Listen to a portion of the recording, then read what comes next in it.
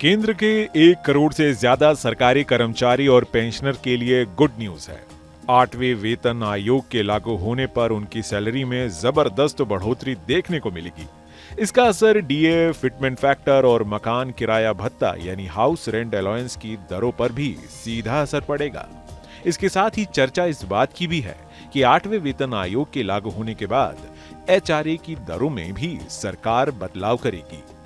दरअसल हर वेतन आयोग के साथ सरकार एचआरए की दरें भी रिवीजन करती है। छठे वेतन आयोग में एचआरए एक्स कैटेगरी की शहर के लिए 30% था, वाई कैटेगरी के शहर के लिए 20% था, जेड कैटेगरी की शहर के लिए 10% रिवाइज कर दिया गया था, जबकि 7वें वेतन आयोग में भी इसे रिवाइज कर 24, 16 और 8% कर दिया गया था। वहीं डीए 50% के पार पहुंचने पर इसे फिर से रिवाइज कर 30, 20 और 10% कर दिया, जो अभी लागू है। यानी डीए और बेसिक पे से एचआरए सीधा संबंध है।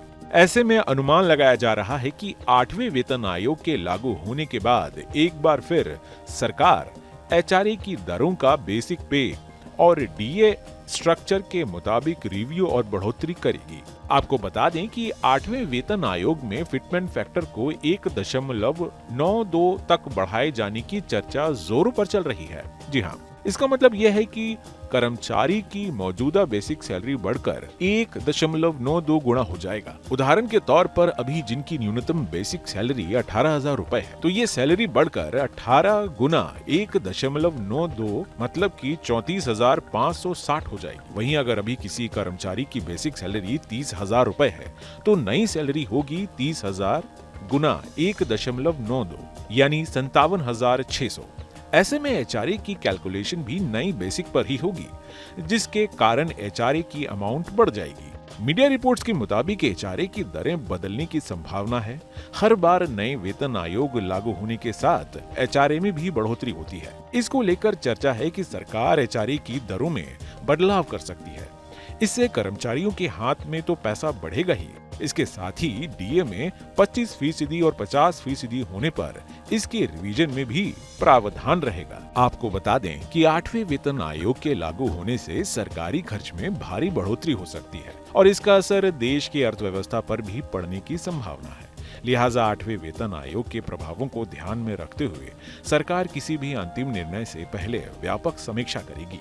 गौरतलब है कि भारत में पहले वेतन आयोग का गठन 1946 में किया गया था। इसके बाद अब तक 7 वेतन आयोग की सिफारिशें लागू की जा चुकी हैं। हर 10 साल बाद नया वेतन आयोग लागू किया जाता है।